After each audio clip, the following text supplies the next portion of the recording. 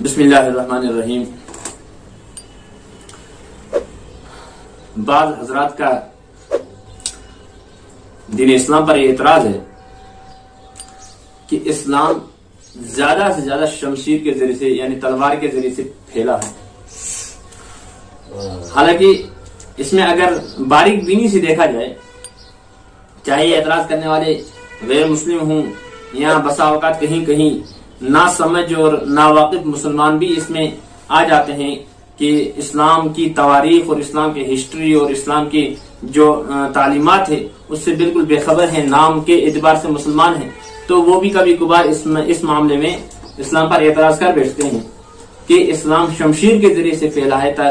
باقی اس میں کوئی ایسا رویہ نہیں ہے جس کے ذریعے سے اسلام پھیلا ہے۔ تو اگر باریک بینی سے دیکھا جائے، حقیقتاً اسلام کہیں بھی تلوار اور شمشیر کے ذریعے سے نہیں پھیلا ہے۔ ہم ابتدائی دور سے نبی رحمت صلی اللہ علیہ وسلم کی پوری سیرت کو دیکھیں اور بہت سارے واقعات ہمارے سامنے ایسے ہیں، خلفائے راشدین میں سے چاروں خلیفہ ان کی زندگیوں کو دیکھیں، باقی جہاں جہاں اسلامی حکومت مکمل طریقے سے اسلامی نظام کے مطابق چل رہی ہوں یا اس سے پہلے گزری ہوئی ہوں خلفائے راشدین کے بعد، تو اس معاملے کو ہم اٹھا کے دیکھیں کہ کہیں پر بھی ہمیں یہ نہیں ملے گا کہ اسلام بزور شمشیر پھیلا ہے یا تلوار کے ذریعے سے پھیلا ہے، ایسا کہیں بھی نہیں ہے۔ کیوں؟ ہم بہت سارے ایک واقعہ میں آپ کو سناتا ہوں کہ حضرت علی رضی اللہ تعالی عنہ خلیفۃ المسلمین امیر المومنین ہیں،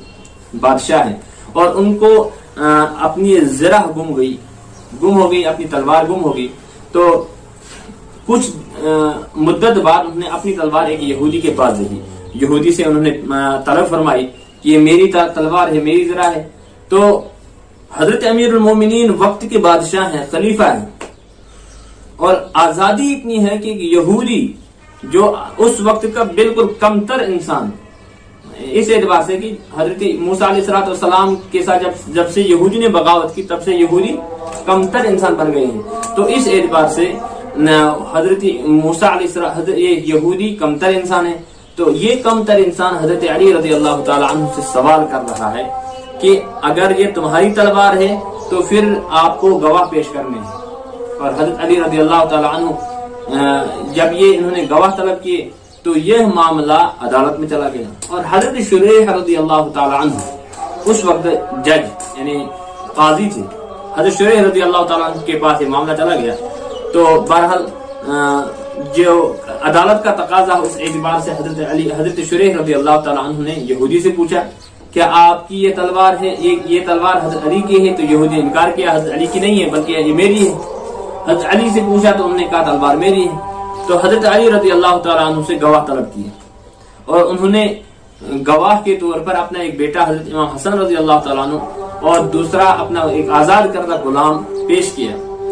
حضرت شریح رضی اللہ تعالیٰ عنہ کے نزدیک ان کے اجتہاد کے مطابق اپنے بیٹے کی گواہی معتبر نہیں تھی، حضرت علی رضی اللہ تعالیٰ عنہ کے اجتہاد کے مطابق اپنے بیٹے کی گواہی معتبر تھی، اس لیے انہوں نے گواہ میں اپنے بیٹا پیش کیا۔ تو حضرت شریح رضی اللہ تعالیٰ کی یقین تھا کہ امیر المومنین حضرت علی رضی اللہ تعالیٰ سچے ہیں، اپنے دعوے میں جھوٹ نہیں بول سکتے، لیکن اپنے سامنے ان کے جو اسلامی قوانین تھے اس اعتبار سے انہوں نے فیصلہ کیا کہ نہیں، یہ حضرت حضرت حسن رضی اللہ تعالیٰ عنہ آپ کے بیٹے ہیں، اس کی گواہی معتبر نہیں سمجھی جائے گی، لہذا اس اعتبار سے آپ اس کے بدلے دوسری گواہ کو پیش کریں۔ حضرت علی رضی اللہ تعالیٰ نے انکار کیا کہ میرے پاس دوسرا گواہ نہیں، یہی ایک گواہ ہے۔ تو حضرت شریح رضی اللہ تعالیٰ نے اپنے دربار سے اس معاملے کو خارج کر دیا۔ یہ پورا معاملہ یہودی دیکھ رہا ہے، اور حضرت علی رضی اللہ تعالیٰ جب یہاں سے اٹھے، ان کے ماتھے پر کوئی بل نہیں آئے، ان کو کوئی غصہ نہیں آیا، ان کی کوئی رنجش نہیں ہوئی، کوئی تکلیف نہیں ہوئی اس فیصلے سے، بالکل بخوشی وہ سے دربار سے اٹھے اور نکل گئے۔ اور حضرت شریح رضی اللہ تعالی عنہ نے بھی کہ ان کے فیصلہ کرنے میں بھی کوئی ہچکچاہٹ نہیں آئی، اسلام کا معاملہ سامنے تھا۔ تو جب باہر نکلے یہودی نے یہ پورا معاملہ دیکھا تو فوراً ذرا اٹھا کے حضرت علی کے حوالے کر دی، اور پھر کہا کہ اے علی، یقیناً جس اسلام کو تم نے اختیار کیا ہوا ہے یہ یقیناً سچا دین ہے، سچا اسلام ہے، کہ جس میں اتنی رعایت کی جائے کہ ایک گواہ، ایک ضابطے کے تحت امیر المومنین کا فیصلہ اس کو بھی رد کیا جاتا ہے، وقت کے بادشاہ کا فیصلہ اس کو بھی رد کیا جاتا ہے، اور کس کے مقابلے میں؟ کوئی مسلمان مقابلے میں نہیں ہے، بلکہ ایک وقت کا ایک بدترین انسان یہودی مقابلے میں ہے۔ تو اسی وقت انہوں نے ذرا حضرت علی کے حوالے کر دی اور کلمہ پڑھ دیا، اشہد ان لا الہ الا اللہ وحدہ لا شریک لہ۔ ایسے بہت سارے معاملات ہیں۔ نبی رحمت صلی اللہ علیہ وسلم مسجد میں تشریف فرما ہے، ایک یہودی آیا جن سے نبی رحمت صلی اللہ علیہ وسلم نے کچھ قرضہ لے رکھا تھا، تو انہوں نے مسجد نبی میں آ کر خوب چلا کر نبی رحمت صلی اللہ علیہ وسلم کے خلاف کچھ باتیں بولی۔ صحابہ نے خوب ان کو دھمکایا، ڈانٹا، اور حضرت